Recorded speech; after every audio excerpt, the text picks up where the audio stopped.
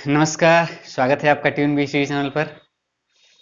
आज हम लोग इस सीरीज का 24वां सेट करेंगे। ठीक, आज 24 सेट करेंगे। चलिए आइए देखते हैं आज का पहला क्वेश्चन। भारत पर प्रथम आक्रमण किया, भारत पर सर्वप्रथम किसने आक्रमण किया? तो सर्वप्रथम ईरानियों ने भारत पर आक्रमण किया। ठीक, सर्वप्रथम ईरानियों ने भारत पर आक्रमण किया। आगे है, भारत पर प्रथम सफल आक्रमण किसने किया? भारत पर प्रथम सफल आक्रमण डेरियस प्रथम ने, है ना, और कब? 516 ईसा पूर्व में।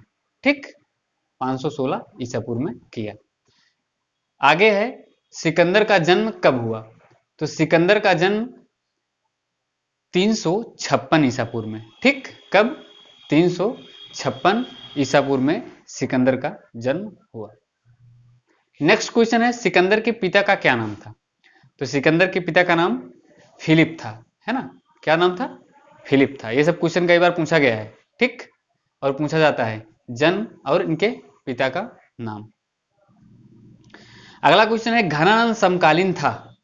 तो घनानंद सिकंदर का समकालीन था। ठीक है, घनानंद जो है वह सिकंदर का समकालीन था। ठीक, जिस समय सिकंदर भारत की तरफ बढ़ रहा था आक्रमण करने के लिए, उस समय जो भारत का जो महान सम्राट था, यानी जो एक बड़ा साम्राज्य रखता था भारत में, वह सम्राट कौन था?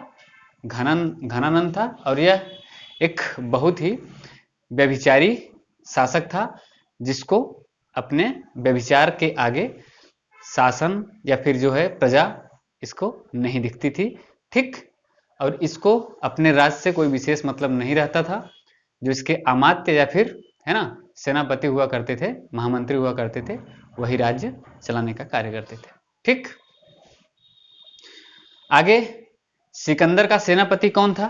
तो वह सेल्यूकस निकेटर था। ठीक, सेल्यूकस निकेटर सिकंदर का सेनापति था। ठीक है, कहीं कहीं ये पूछा जाता है कि सिकंदर का जल सेनापति कौन था? तो सिकंदर का जो जल सेनापति था वह निर्याकस था। कौन? निर्याकस। ठीक है, नेक्स्ट क्वेश्चन है, सिकंदर के गुरु का क्या नाम था? तो सिकंदर के गुरु का नाम अरस्तु था। सिकंदर के गुरु का नाम अरस्तु था। ओके, और अरस्तु के गुरु का नाम क्या था? प्लेटो था।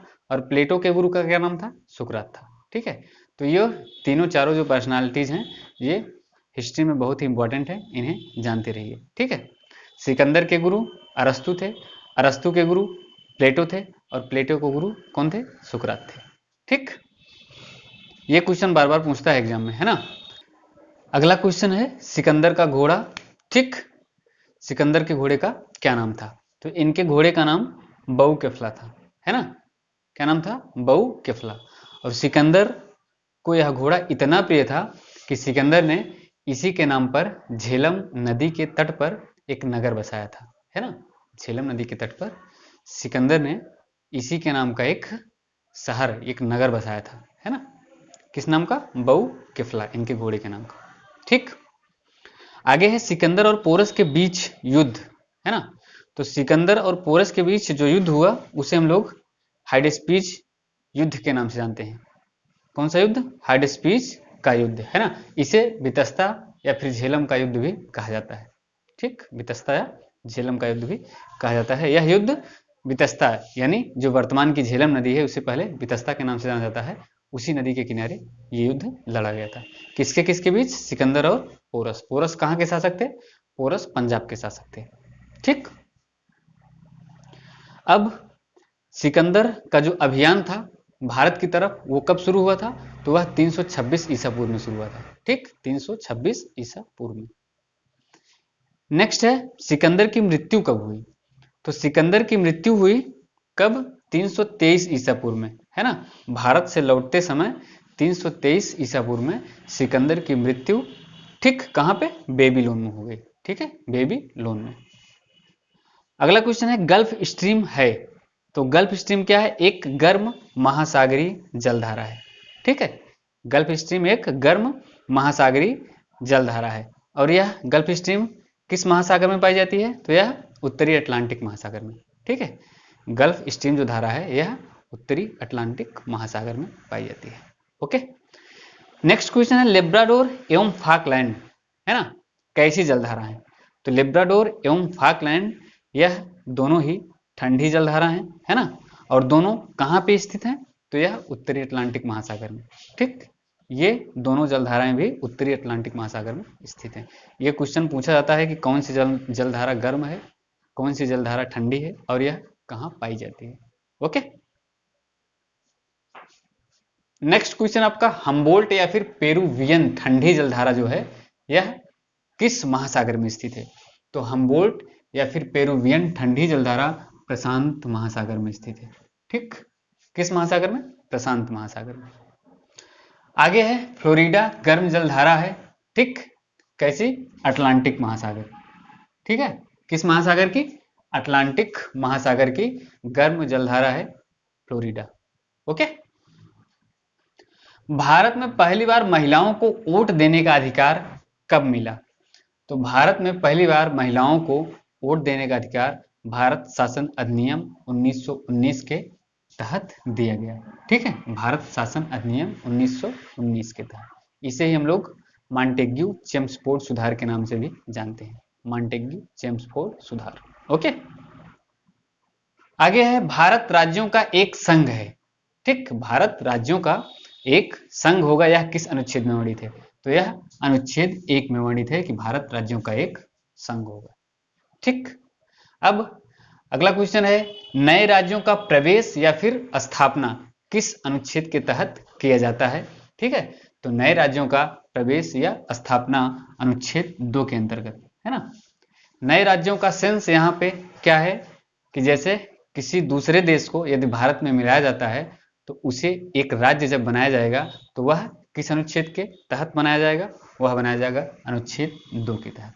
ठीक, और जब भारत के अंदर किसी राज्य को अलग करके एक अलग राज्य बनाया जाए, है ना, या फिर किसी राज्य के क्षेत्र में या सीमा में बदलाव किया जाए, ठीक, तो यह किस अनुच्छेद के तहत किया जाएगा? यह किया जाएगा अनुच्छेद 3 के तहत।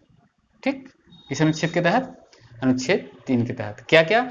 संसद को नए राज्यों के निर्माण और वर्तमान राज्यों के क्षेत्र, सीमाओं या फिर नामों में परिवर्तन करने का अधिकार। ठीक है, उसके नाम को भी परिवर्तन करने का अधिकार है संसद को। किस अनुच्छेद के अनुसार? अनुच्छेद 3 के अनुसार। ठीक, अगला क्वेश्चन है तने का रूपांतरण है। तो तने का जो रूपांतरण है वह आलू, प्याज, अदरक, लहसुन, हल्दी, ये सारी चीजें जो हैं यह तने का रूपांतरण रूप है। ठीक, नेक्स्ट क्वेश्चन जड़ों का रूपांतरण है। तो जड़ों का जो रूपांतरण है वह मूली, गाजर, चुकंदर, सलजम, ये सारी चीजें जड़ों का रूपांतरण करके बनती हैं। ठीक, ये दोनों क्वेश्चन एग्जाम में कई बार पूछा गया, बार बार पूछा जाता है, ये दोनों ही बहुत इंपॉर्टेंट क्वेश्चन है। ठीक, ओके, नेक्स्ट क्वेश्चन है पिट्यूटरी ग्रंथि पाई जाती है। तो पिट्यूटरी ग्रंथि मस्तिष्क में पाई जाती है। ठीक है, कहां पे? मस्तिष्क में पाई जाती है। ओके, नेक्स्ट क्वेश्चन आपका क्या है? मास्टर ग्रंथि किसे कहते हैं? तो मास्टर ग्रंथि पिट्यूटरी ग्रंथि को ही कहा जाता है, और पिट्यूटरी ग्रंथि का एक और नाम है पीयूष ग्रंथि। ठीक, क्या है? पीयूष ग्रंथि। पिट्यूटरी ग्रंथि को ही हम लोग पीयूष ग्रंथि के नाम से जानते हैं।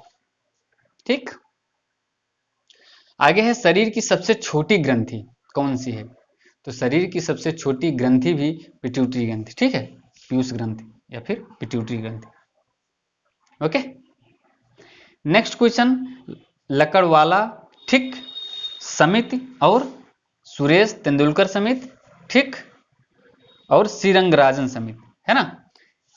ये तीनों समितियां किस लिए बनाई गई? ये तीनों समितियां गरीबी निर्धारण का आकलन करने के लिए बनाई गई थी।